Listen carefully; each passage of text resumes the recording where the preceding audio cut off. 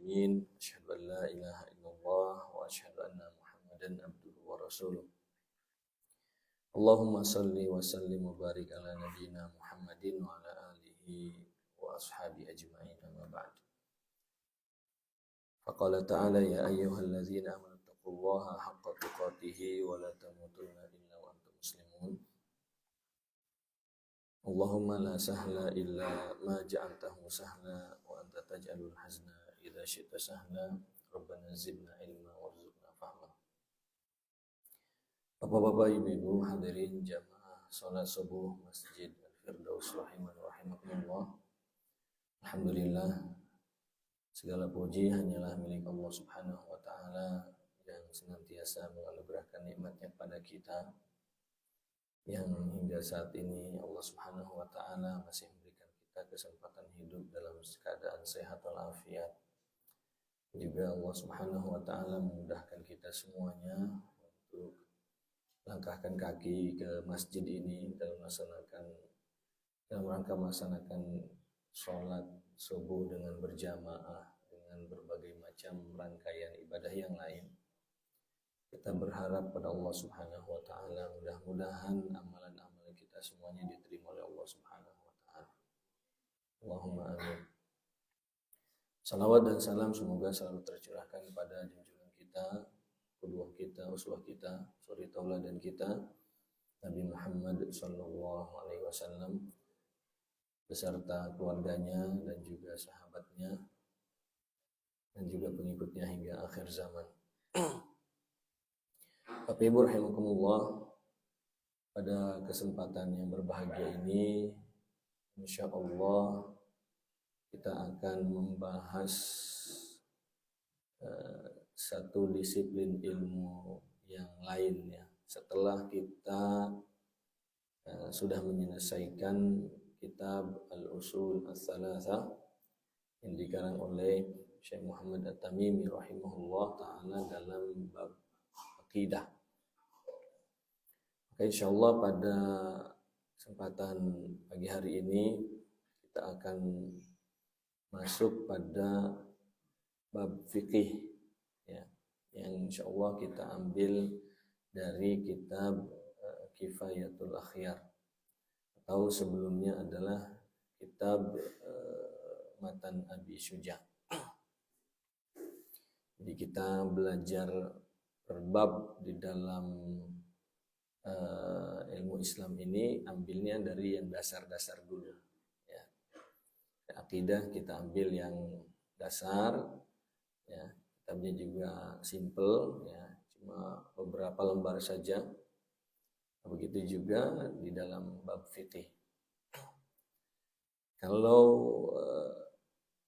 dulu ya di zaman Rasulullah sallallahu alaihi wasallam, juga zaman para sahabat, yang namanya belajar tafaqquh fid din, memahami ilmu agama itu tidak dipisah-pisah, Pak.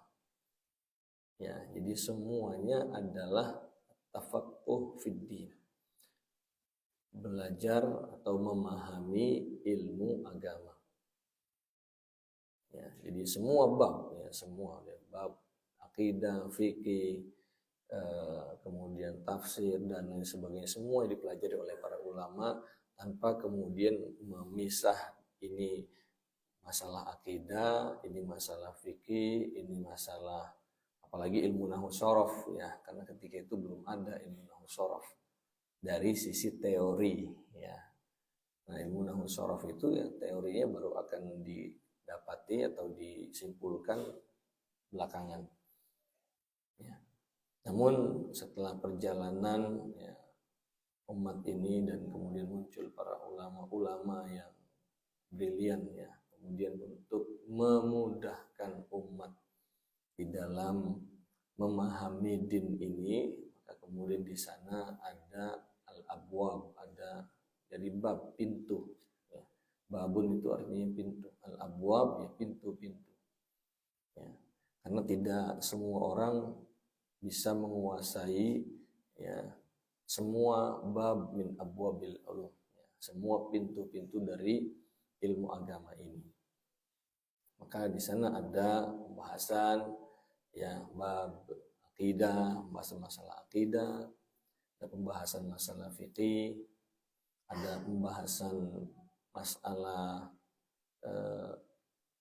ilmu Al-Quran dan segala macamnya. Ya. Ilmu Al-Quran sendiri itu sudah banyak sekali. Ya, ada tafsir, ada usul tafsir, ada kemudian i'rabul Quran, ya, dan lain sebagainya. Dan juga ada bab ilmu hadis, ya.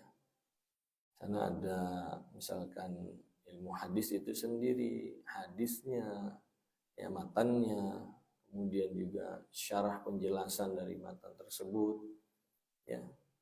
Kemudian bagaimana mencari hadis, ya. Kemudian bagaimana kemudian memilah dan memilih antara mana hadis yang sahih dan dhaif dan lain sebagainya. Dan termasuk juga bagaimana mencari hadis, wah itu Masya Allah. Ilmu hadis sendiri banyak, ya, babnya, banyak penjelasannya. Ilmu fikih sendiri, ilmu akidah sendiri. Dan ini ya menunjukkan bahwa ilmu itu di dalam agama kita amat sangat luas sekali. Ya, ilmu di dalam agama kita amat sangat luas. Subhanallah. Dan agama kita, din kita itu agama yang sangat ilmiah. Dan itu semuanya antara satu dengan yang lainnya, antara pintu satu dengan pintu yang lain, fikih, akidah, itu bukan yang gak ada keterkaitan, semuanya berkaitan. Ya. Walaupun secara misalkan belajar itu terpisah, tetapi semuanya itu berkaitan. Hatta termasuk adalah ilmu nahwu sharaf, ya. Juga sangat berkaitan. Ya, dengan ilmu akidah, begitu juga dengan ilmu fikih dan lain sebagainya. Ya. Karena ketika misalkan contohnya kalau kita berbicara masalah fikih ini kan berbicara masalah ahkam, hukum-hukum. Ya. Nah itu ketika berbicara masalah hukum, ya, itu diambil dari karena masdar sumber hukum, ya, sumber asli hukum itu adalah Al-Quran dan Al-Hadis. Nanti berbicaranya tentang ketika ada khitab, ya, ada satu perintah, contohnya dalam Al-Quran, ya, wala tankihul musyrikati hatta yu'min wala amatum mu'minatun khairum min musyrikati walau a'jabatkum wala tunkihul musyrikina hatta yu'minu wala abdun mu'minun khairum min musyrikin walau a'jabakum wala tankihul musyrikat, janganlah kalian menikahi wanita musyrik. Nah, ini di dalam bab nahwu, ya. Kalau di dalam fikih ditanya ini khitabnya yang diajak bicara di sini, yang dilarang itu siapa? Janganlah kalian menikahi wanita musyrik. Ini kan ilmu nahwu. Ya, karena ya itulah salah satu daripada keistimewaan bahasa Arab dipilih oleh Allah Subhanahu wa taala sebagai bahasa syariat kita. Ya, karena memang madlul, ya, yang dituju dalam pembicaraan itu jelas siapa yang dituju. Wala tankihul musyrikat, ini yang dilarang adalah para laki-laki. Ya kan, Pak? Janganlah kalian menikahi wanita musyrik. Kalian di sini adalah laki-laki karena tankihu itu aslinya tankihuna antum. Antum tankihuna. Ya, kalau kita belajar sorof, nah, ya nakaha yankihu, ya maka ya yankihu yankihani yankihuna tankihu tankihani yankihna tankihu tankihani tankihuna antum. kalian laki-laki. Oke, jelas sampai di sini, Pak. Ya kan? Yang dilarang adalah laki-laki orang yang beriman gitu ya. Ya, janganlah kalian menikahi wanita musyrik, jelas. Begitu juga ketika Allah berfirman ayat pada ayat tersebut, wala tunkihul musyrikina. Nah, janganlah kalian menikahi laki-laki musyrik. Ini khitabnya kepada siapa, Pak? Siapa yang diajak bicara? Siapa yang dilarang di sini? Janganlah kalian menikahi wanita musyrik, laki-laki musyrik. Nah, ya Pak. Kalau bahasa Indonesia artinya ya, janganlah kalian menikahi laki-laki musyrik. Kira-kira yang dilarang siapa? Hah? Perempuan, ya kan? Tapi Al-Quran menyebutkan bukan perempuan di sini. Pakai tunkihu itu tunkihuna. Sama, antum juga. Laki-laki.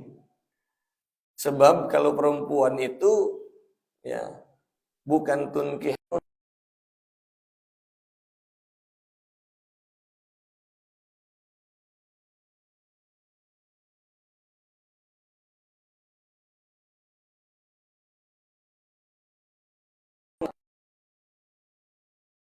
ya, artinya bukan menikahi, tetapi kalau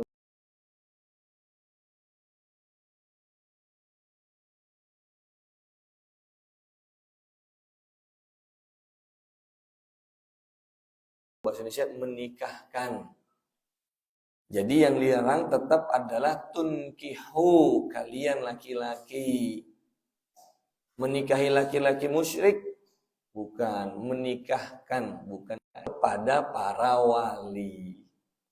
Makanya di sini kemudian dalam fikih nikah, salah satu rukun nikah yang paling utama itu adalah adanya wali. Kalau nggak ada wali maka tidak sah, gitu. Karena Allah Subhanahu wa taala ya melarang ya menikah dengan laki-laki musyrik itu bukan si wanitanya yang dilarang, tapi wahai para wali, wahai para bapak, para laki-laki, Anda laki-laki, baik bapak ataupun saudara ataupun paman, kalau Anda wali dari seorang wanita yang mau menikah, maka janganlah kalian, wahai para laki-laki, para wali, menikahkan. Ya, siapa yang menikahkan? Orang yang berwali sama kalian dengan laki-laki musyrik. Jadi ini peran apa? Peran bahasa, peran nahwu shorof ya, di dalam memahamkan kita kepada fikih. Jadi semuanya ada kaitannya. Ya. Walaupun kalau kita belajar, apalagi di bangku sekolah ya, dulu kan nggak ada belajar di bangku sekolah, ya, semua di masjid. Tapi juga dulu di awal-awal ya, masjid ya ada apa namanya, membahas masalah nahwu sendiri, shorof sendiri, ya, ilmu bahasa sendiri, kemudian ilmu akidah dan lain sebagainya. Ya. Namun itu semuanya berkaitan satu dengan yang lainnya. Ya. Dan pada kesempatan pagi hari ini insya Allah kita akan mulai bahasan kita tentang fikih. Ya. Di mana asli dari kata fikih ini secara umum ya, ayat-ayat Al-Quran ataupun hadis ya, yang berbicara tentang keutamaan al-fiqh ya. Al-fiqhu itu secara bahasa adalah al-fahmu, pemahaman. Maka dalam ayat Al-Quran ataupun hadis yang berbicara tentang keutamaan fikih di sini itu adalah al-fiqhu fid din, pemahaman agama secara umum. Ya, pemahaman agama secara umum. Di dalam kitab Kifayatul Akhyar, penjelasan dari matan Ghaya wa Taqrib disebutkan di sini oleh al-muallif rahimahullahu taala, di mana beliau menyitir di awalnya satu hadis Rasulullah sallallahu alaihi wasallam, man yuridillahu bihi khairan yufaqihu fid din. Man yuridillahu, barang siapa yang Allah kehendaki buatnya khairan, satu kebaikan. Barang siapa yang Allah kehendaki orang tersebut menjadi baik, yufaqihu fiddin, ya, maka dia akan difaqihkan, dia akan difahamkan terhadap urusan agama. Subhanallah, ya. Ini ya, keutamaan dari majelis ilmu, keutamaan dari upaya kita untuk mau belajar ilmu agama.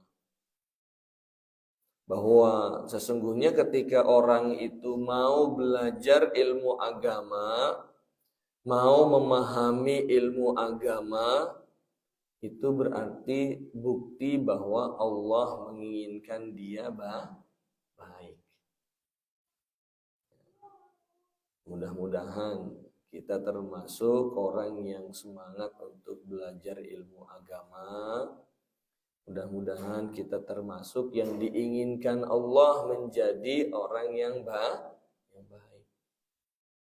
May yuridillahu bihi khairan yufaqihu fiddin. Ya, tentunya yufaqihu fiddin, ya, difahamkan terhadap urusan agama, ya, ini bertingkat-tingkat. Semakin orang itu mendalami, memahami ilmu agama, maka semakin baik. Ya. Semakin baik, semakin bertakwa.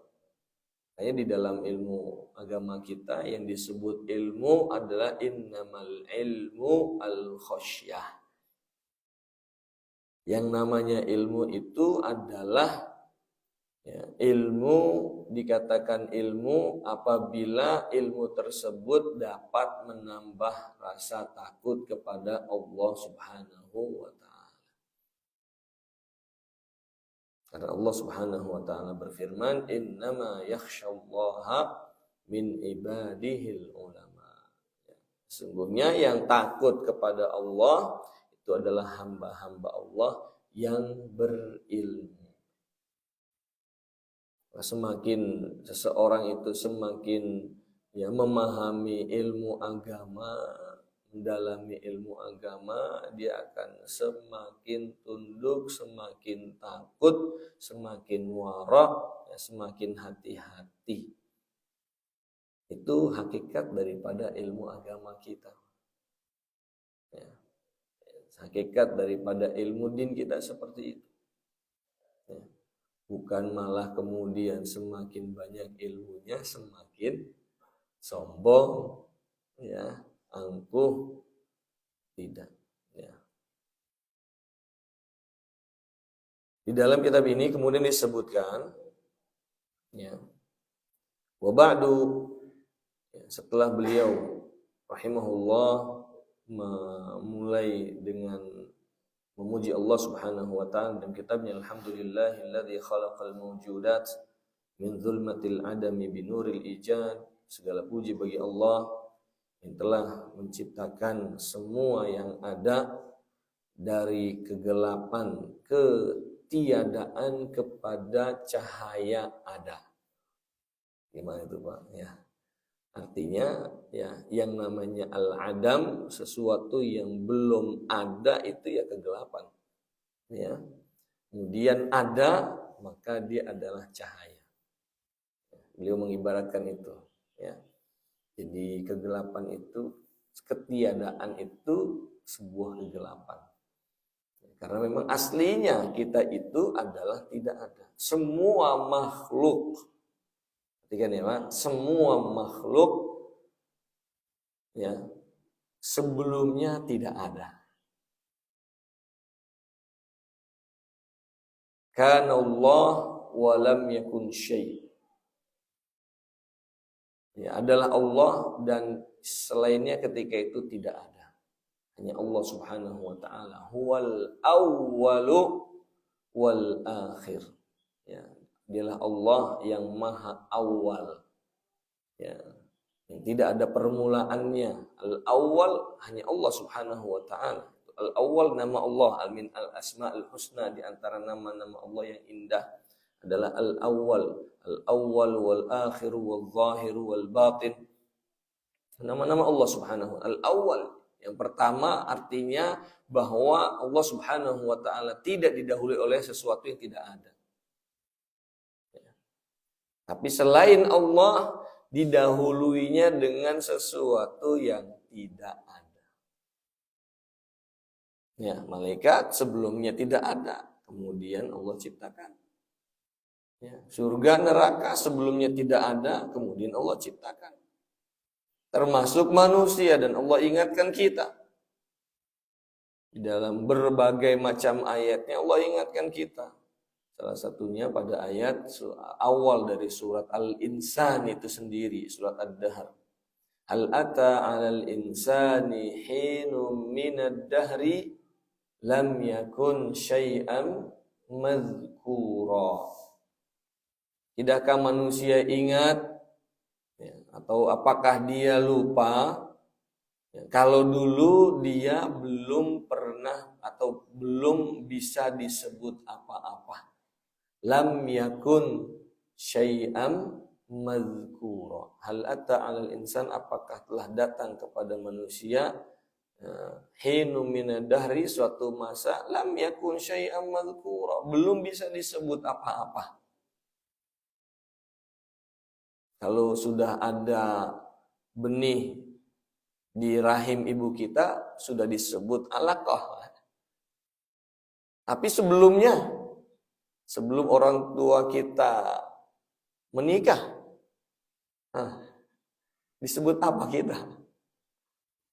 Kalau umur kita sekarang 72 tahun, 75 tahun sebelumnya, disebut apa kita? Umur kita misalkan sekarang itu 60 tahun, 62 tahun sebelumnya, disebut apa kita? Lam yakun syai'an madhkura. Belum bisa disebut apa-apa. Daraba lana mathalan wa nasiya khalqah. Ya, manusia ya kufur, kemudian dia bertanya-tanya, ya, mengingkari, nggak percaya nanti hari kebangkitan, masa sih ada yang bisa membangkitkan yang sudah jadi tulang kemudian hidup lagi, gimana ceritanya? Kata Allah, wa daraba lana mathalan wa nasiya khalqah. Dia lupa ya, ciptaan dia dulu seperti apa. Tulang belulang sudah ada namanya. Nah, sebelum dia ada, di mana dia? Di mana tulangnya? Lam yakun syai'an madhkura. Semuanya diawali dengan ketiadaan.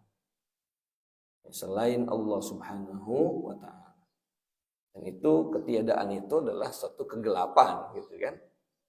Ya, satu kegelapan. Ibarat kalau kita di ruangan yang gelap, ya itulah ketiadaan. Baru kemudian keluar di tempat yang terang.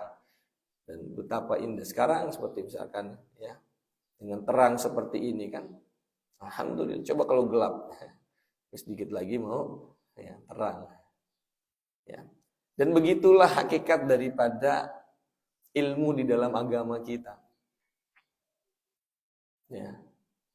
Tidak ada ilmuwan, tidak ada pengetahuan kita tentang urusan agama kita, itu ibarat kegelapan. Ya, kita nggak ngerti urusan agama itu gelap. Ya, kalau orang nggak ngerti dalam urusan agama, ya nggak ngerti misalkan contoh salah satu bab al-halal wal haram, ya disikat semua. Ya, sikat semuanya. Ini apa ini? Ini daging apa ini? B1 atau B2? Wah, sikat juga dia nggak tahu, karena nggak tahu. Jadi jahil atau ketidaktahuan, ya, itu adalah zulm, kegelapan. Kemudian baru kalau sudah tahu baru cahaya ijad. Wa ja'alaha dalilan ala wahdaniyatihi. Ya, dan Allah menjadikan itu semua, ya, adanya manusia, adanya makhluk-makhluk yang lain, adanya alam semesta ini sebagai dalil, sebagai bukti, ya, atas keesaan Allah Subhanahu wa taala. Jadi semuanya makhluk itu adalah ayat min ayatillah. Tanda bahwa di sana ada Al-Khaliq, ada yang mencipta. Al-Mubdi' yang Masya Allah ciptaannya tabarakallah, ciptaannya yang sangat dahsyat, luar biasa. Al-Mubdi', ya, Badi'us samawati wal ard. Ya, kalau baca terjemahan itu kan Badi'us samawati, yang menciptakan langit dan bumi. Ya. Kalimat badi' itu adalah penciptaan, mencipta sesuatu yang belum ada contoh sebelumnya. Dan ya, belum ada contoh sebelumnya, namun itu suatu hal yang begitu dahsyat. Langit yang tanpa tiang, enggak ambruk gitu, timpah langit. Ya. Allah Subhanahu wa taala menciptakan itu, Badi'us samawati wal ard. Dan itu semuanya, semua makhluk, semuanya termasuk kita adalah merupakan dalil, ya, tanda, ayat, ya, atas keesaan Allah Subhanahu wa taala. Ya, Allah yang berhak untuk disembah. Karena hanya Dia yang mencipta, yang mengatur, yang memberi rezeki, ya. Ala ya'lamu, ya, tadi Imam kita baca surat Al-Mulk, ya, ala ya'lamu man khalaqa wa huwal latiful khabir. Ayat itu sebelumnya kan ada innahu alimum wa asirru qaulakum aw ijharu bih. Silahkan Anda menjaharkan, ya, menyuarakan, kedengaran, ketahuan omongan kalian, atau kalian sembunyikan. Asirru qaulakum awijharu bih innahu, sesungguhnya Allah alimun, Allah tahu, bidzatis sudur, yang ada dalam hati kita. Apa yang ada dalam hati kita? Ya. Teman kita nggak tahu, samping kita nggak tahu, kita sholat, ya, kiri kanan kita, ya, mungkin yang satu bilang ini orang ini apa ini, misalkan begitu, kita kan nggak tahu apa yang ada di dalam hatinya, ya, atau misalkan perkataan yang baik atau perkataan yang buruk, kita kan tidak tahu apa yang ada dalam hati orang. Ya. Wa asirru qaulakum aw ijharu bi innahu alimun bidzatis sudur, tapi Allah tahu apa yang ada dalam hati kita. Ala ya'lamu man khalaqa wa huwal latiful khabir. Ya. Tidaklah kamu ingat bahwa yang mencipta Dialah yang tahu, dan Allah Al-Latif. Apa Al-Latif? Yang maha lembut. Artinya bahwa Allah mengetahui perkara, suatu perkara, sesuatu itu sekecil-kecilnya. Ya. Allah mengetahui perkara sekecil-kecilnya, sedetail-detailnya, serumit-rumitnya Allah tahu. Ya. Ini semuanya bukti bahwa Allah Subhanahu wa ta'ala wahdani, hanya Allah yang berhak untuk disembah. Ya. Wa ja'alaha dalilan ala wahdaniyati li dzawil basairi ila yaumil ma'ad, ya, bagi orang yang mau menggunakan pikirannya, ya. Dan ini sebagai dalil ila yaumil ma'ad, sampai hari kiamat. Wa syara'a syar'an ikhtarahu li nafsihi, Allah mensyariatkan, ya, ajaran yang Allah pilih. Masih ingat mungkin pelajaran akidah kita, Ya, bahwa kalau kita berbicara tentang konsep peribadatan, setiap Tuhan yang disembah ya, itu mempunyai tata cara penyembahan sendiri kepada dirinya. Namun kalau selain Allah, itu dikarang-karang oleh manusia yang nyembah atau dibisikkan oleh syaitan. Jadi bukan ya, sebagian ada mungkin yang kalau dia adalah manusia minta disembah, ya dia akan beritahu bagaimana tata cara menyembahnya. Kalau dia adalah jin minta disembah, maka dia akan beritahu tata cara menyembahnya. Ya kan? Misalkan ya, kalau mau menyembah jin itu kata jin ya, cari ayamnya hitam semua. Kemudian nanti darahnya dikucurkan di pojok-pojokan rumah kamu. Itu adalah wahyu dari syaitan ya, untuk menyembah dia. Ya kan? Tetapi itu kan adalah ya satu hal yang jelas, tidak jelas ya, tidak ya, ma anzalallahu biha min sultan gitu.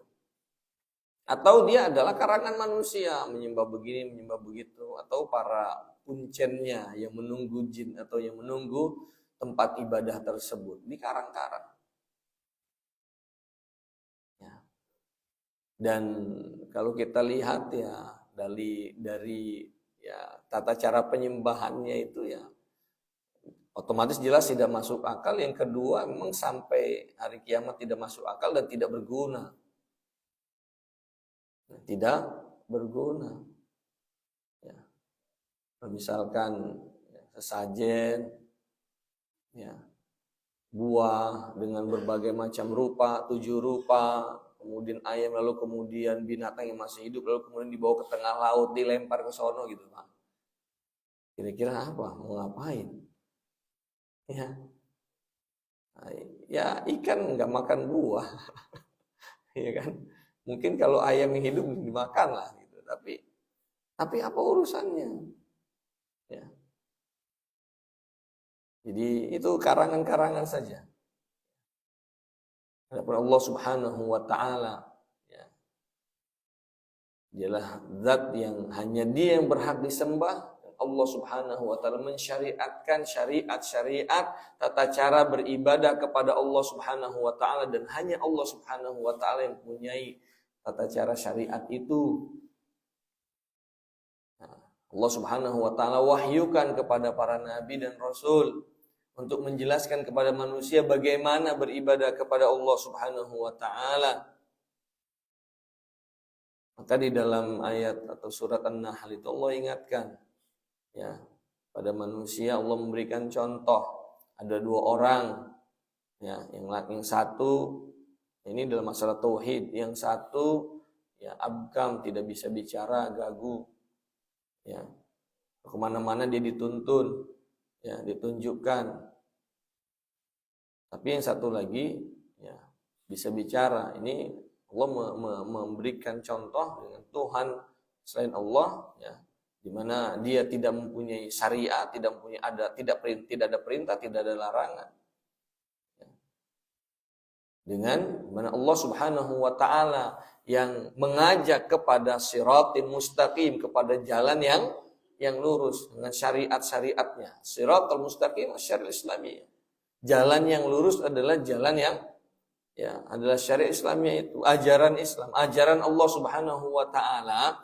Itu di dalam syariat kita disebut dengan as-siratal mustaqim, jalan yang lurus.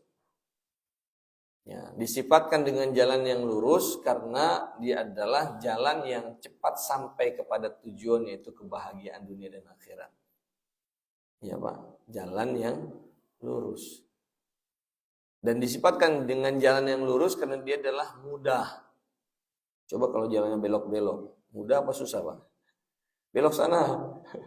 Apa kalau ngasih alamat, ada jalurnya yang jalur tikus, ada jalur cepat. Kira-kira yang lurus, yang paling belok 1, 2 saja. Yang dicari yang mana? Ya kan? Mesti kita bilang ini udahlah yang paling mudah begini. Kamu lurus, belok kanan, lihat, terus kemudian belok kiri sedikit. Itu kan? daripada kemudian kamu harus kemari dulu, kesini dulu, kesana dulu. Ya, itu jalan yang lurus, jalan yang lebih mudah, kemudian dia cepat sampai tujuan. As-siratal mustaqim, itulah syariat Allah Subhanahu wa ta'ala. Allah Subhanahu wa ta'ala syara'a syar'an ikhtarahu li nafsi. Syariatkan satu ajaran ya, yang Allah pilih untuk ya, Allah Subhanahu wa ta'ala agar diajarkan kepada manusia. Wa anzala bihi kitabahu ya, dengan membawa syariat itu ya, Allah turunkan kitab ya, dengan membawa syariat itu, dengan membawa ajaran tersebut. Ya, alif lam mim zalikal kitabu la raiba fihi hudan lil muttaqin. Hanya Al-Qur'an itu ya isinya syariat. Ya, ajaran. Ya. Ada perintah, ada larangan. Wa arsala bihi sayyidul ibad atau sayyidal ibad. Allah utus ya, dengan membawa syariat tersebut ya, sayyidal ibad ya, orang yang terbaik dari manusia. Allah mengutus para nabi dan rasul. Allah mengutus nabi yang terakhir, Nabi Muhammad sallallahu alaihi wasallam sebagai sayyidu waladi Adam wala fakhr. Allah utus untuk menjelaskan. Jadi Alkitab turun, Al-Quran turun dengan membawa syariat, lalu bagaimana mempraktekkan Al-Quran dalam rangka beribadah, mengabdi kepada Allah Subhanahu wa ta'ala, tergambar dalam kehidupan Rasulullah Sallallahu Alaihi Wasallam. Ini kan? Di dalam Al-Quran ada berbicara tentang wudu. Ya ayyuhalladzina amanu idza qumtum ilas salati faghsilu wujuhakum wa aydiyakum ilal marafiqi wamsahu biru'usikum wa arjulakum minal ka'bain. Wahai orang-orang yang beriman, apabila kamu hendak mendirikan salat, maka hendaklah kalian membasuh wajah kalian, kemudian membasuh tangan kalian termasuk sikut, kemudian kalian membasuh yang mengusap kepala kalian, baru kemudian kalian membasuh kaki kalian termasuk dua mata kaki. Nah, ini praktiknya seperti apa? Apakah kemudian boleh kita wudhu itu kaki dulu, lalu kemudian tangan, lalu kemudian wajah, lalu kemudian baru mengusap kepala? Ya kan? Seperti apa praktiknya? Atau ya harus urut seperti yang disebutkan dalam ayat dan lain sebagainya, ya, itu dicontohkan oleh Rasulullah Sallallahu Alaihi Wasallam. Kemudian dari Al-Quran dan dari contoh yang dicontohkan oleh Rasulullah SAW yang kemudian dinukil contoh tersebut oleh para sahabat ke para ya, generasi berikutnya terus sampai kepada para ulama kita, ya, kemudian disimpulkan seperti ini, ya. Oh, itu harus urut memang, ya, dari membasuh wajah, tangan, ya, kepala, kemudian kaki, jangan terbalik, ya, jangan semau kita, ya. Jangan semau kita. Loh, dari mana perintah untuk harus tertib? Makanya kalau dalam belajar fikih itu kan rukun wudu itu terakhirnya disebutkan tertib. Apa itu tertib? Nggak ada disebutkan dalam ayat Al-Quran tertib. Nggak ada disebutkan hadis kamu harus tertib. Nah, tapi kenapa ulama kita kemudian membahasakan harus tertib? Apa dalilnya? Konteks Al-Quran tidak mengatakan watartibu, warattibu, ya, atau begitulah wudu kalian, jangan sampai nggak tertib, nggak ada begitu, Pak. Tapi para ulama dari ayat yang berbicara tentang wudu, ya, baik pada surat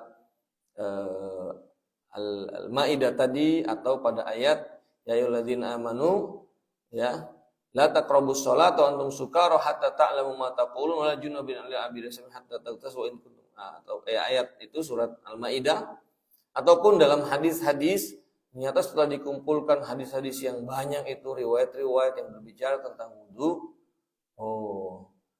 tidak ada riwayat yang sampai kepada kita yang menjelaskan di dalam tata cara wudunya Rasulullah yang disampaikan oleh banyak sahabat yang melihat Rasulullah SAW berwudu. Gak ada tuh Rasulullah mendahulukan ini di atas itu selain daripada apa yang disebutkan Al-Quran, yaitu ya wajah, tangan, kepala, kaki. Berarti memang yang namanya wudu harus tertib. Apalagi ditambah kalau kita lihat di dalam susunan Al-Quran, itu kan anggota-anggota yang dibasuh disebutkan kemudian ada sela. Antara yang dibasuh itu mengusap. Ya, kenapa enggak ngusap di belakangin aja?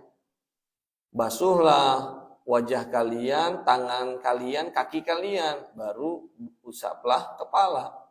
Tapi Allah menyebutkan apa? Fagsilu wujuhakum wa aydiyakum minal marafiq. Ini yang dibasuh. Basuhlah wajah dan tangan, kemudian disela tengah-tengahnya wamsahu biru'usikum, usap kepala kalian, baru kembali lagi basuhlah kaki kalian. Sehingga kemudian ulama mengambil kesimpulan bahwa wudu itu harus tertib. Ya, itu diambil kesimpulan para ulama kita. Kalau kita sendiri yang suruh mengambil kesimpulan, bingung kita, Pak.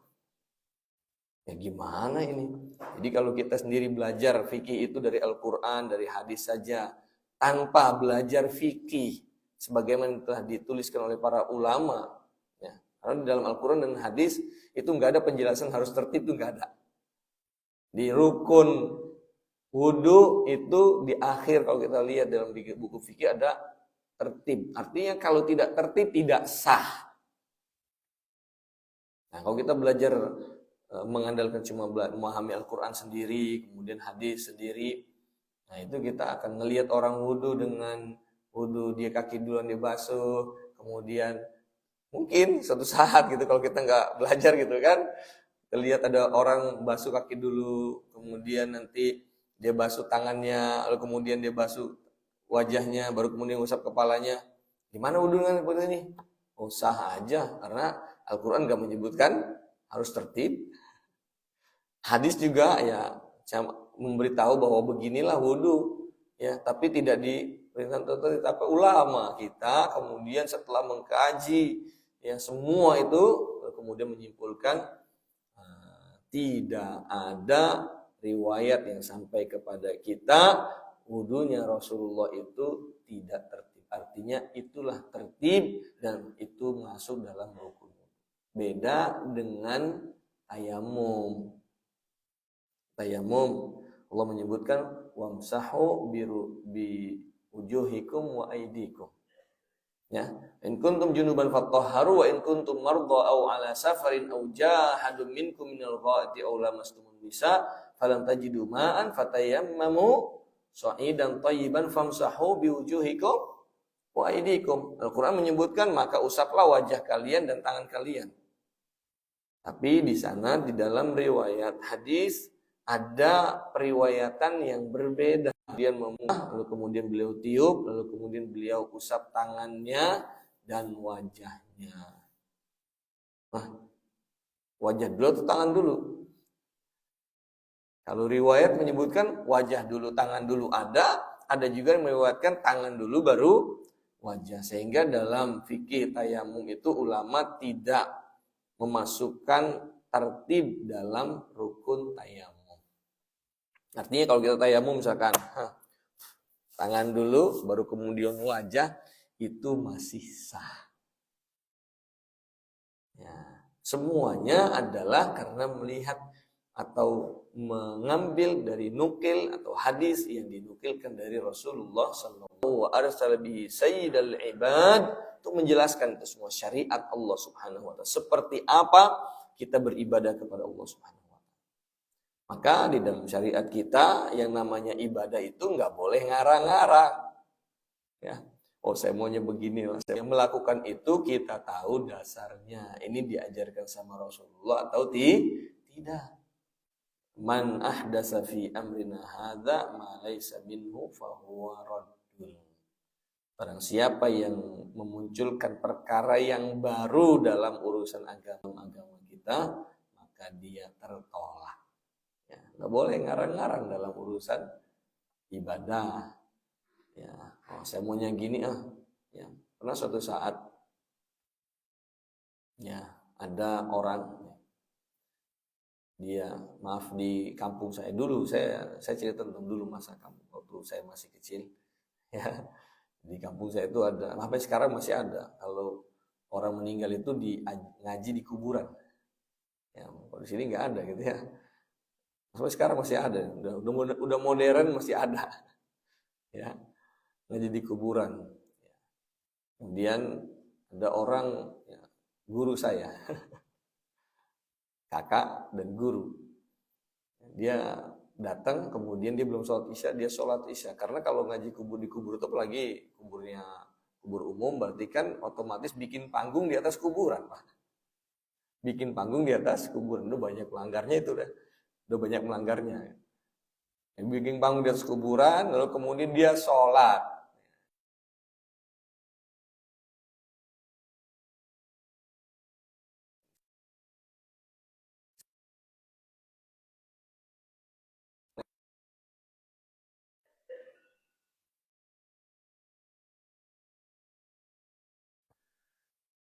Kemudian jawaban dia, padahal ya harusnya dia panutan ya. Tapi ya Allah mengampuni dia insya Allah.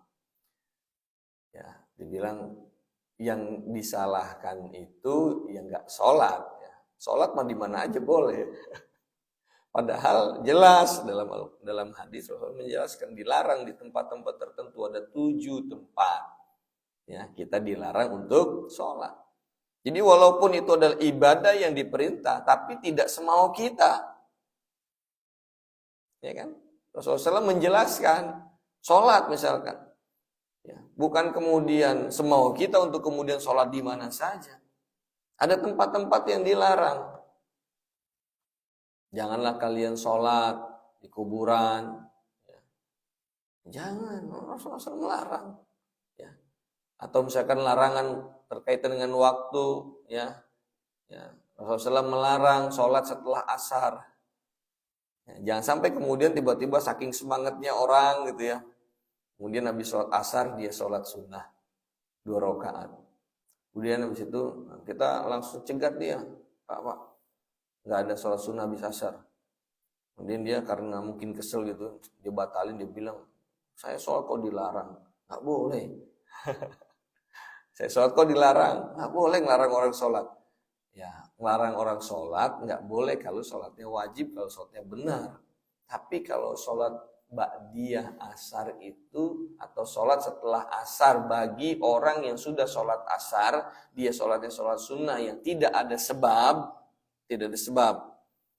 maka sholatnya nggak boleh, dilarang. Ya, kecuali kalau misalkan Bapak habis sholat asar, kemudian keluar, pulang, dan lain sebagainya, kemudian ada pengajian habis asar di masjid, Bapak masuk ke masjid, sholat apa nih? Tahiyatul masjid. Boleh. Bukan sholat ba'diyah asar. Ya. Atau sholat ya mutlak, sholat sunnah mutlak, habis sholat asar nggak boleh, kecuali di Mekah. Kita berarti di Mekah mengatakan dalam hadisnya, wahai orang Quraisy yang Bani Abdi Manaf, jangan kalian melarang orang untuk melaksanakan tawaf atau sholat kapan saja mereka mau sholat. Maka khusus untuk Mekah, ya orang misalkan sholat habis asar, sholat sunnah mutlak itu boleh. Tapi di Mekah, di Ka'bah, di Masjidil Haram. Ya, jadi ada aturannya yang diajarkan, dan itu sudah ditulis oleh para ulama kita. Jangan semau kita. Tempat yang dilarang juga adalah di atas Ka'bah. Di atas Ka'bah. Di dalam Ka'bah masih boleh. Makanya ada sholat ya, kalau para pejabat yang memang diberikan kesempatan masuk ke Ka'bah kan, ya mereka sholat 2 rakaat, dan itu yang dilakukan Rasulullah Shallallahu Alaihi Wasallam ketika Fatu Makkah. Nah, kita yang bukan pejabat mau sholat di dalam Ka'bah, Ya akhirnya sholatnya di dalam Hijr Ismail. Ya, Hijr Ismail kan sholat, itu sholat di dalam Ka'bah. Tapi sholat sunnah.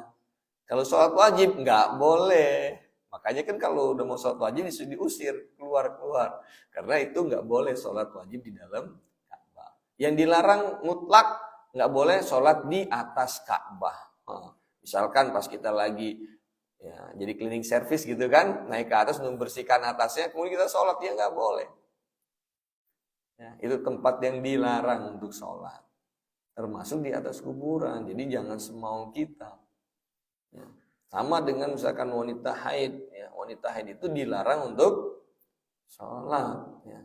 Kalau dia nggak haid disuruh untuk sholat, kalau nggak sholat dosa. Tapi kalau dia haid dilarang sholat. Kalau dia nekat sholat, dia tahu hukumnya dosa. Sholat dosa, Pak. Ya kan? Sholat tapi dosa. Siapa ya? Orang haid yang nekat. Ya. Padahal dia tahu hukumnya. Beda kalau tidak tahu hukumnya. Kok kamu sholat? Kan kamu haid katanya. Oh iya, emang gak boleh kah? Ya gak boleh. Ada seorang yang tanya sama Ibu Aisyah. Wah Ibu Aisyah, kita kalau haid, itu kan kalau kita gak puasa disuruh untuk mengkodok puasa. Tapi kalau sholat kok gak disuruh mengkodok sholat? Ibu Aisyah jawaban awalnya bilang, ya haruriyatun anti. Kamu ini orang khawarij ya. Artinya kok mau protes-protes ini. Ya. Kemudian jawaban Ibu Aisyah, ya begitulah Allah perintahkan. Ya, Allah perintahkan untuk mengkodok puasa, ya kodok. Allah tidak perintahkan mengkodok sholat, ya jangan. Karena memang ya, begitulah syariat. Ya. Ikhtarah li nafsi, Allah yang pilih buat Allah Subhanahu wa taala. Ya. Fa'awdaha lana mahajjatahu, maka kemudian Rasulullah SAW menjelaskan kepada kita tentang itu semua dalilnya. Wa qala hadhihi sabilur rasyad, dalam ini adalah jalan yang diberikan petunjuk oleh Allah Subhanahu wa taala. Sallallahu alaihi wasallam wa ala alihi wa atba'ihi salatan zakiyatan bila nafad. Wa ba'du, insyaallah kita akan lanjutkan kajian ini pada pertemuan yang akan datang insyaallah taala. Ya, kita ambil dari kitab Muqaddimah atau nanti penjelasan insyaallah. Ya, kalau matannya saja sebenarnya ya, sedikit ya. Matan Ghaya wa Takrib atau yang dikenal dengan matan Abi Syuja. Tapi dalam ada penjelasan yang enggak begitu panjang lebar, simple, yaitu kitab Kifayatul Akhyar yang biasa di masjid-masjid kita di Indonesia ini dibahas kitab itu. Ya. Insyaallah taala mudah-mudahan Allah Subhanahu wa taala meridhai urusan kita ini, taklim kita. Hadza wa sallallahu ala sayyidina Muhammadin wa ala alihi washabbihi ajmain. Subhanakallahumma bihamdika asyhadu an la ilaha illa anta astaghfiruka wa atubu ilaik. Ada yang mau ditanya, Pak? Silahkan kalau dari muqaddimah taklim kita. Kalau tidak ada mungkin cukup. Assalamualaikum warahmatullahi wabarakatuh.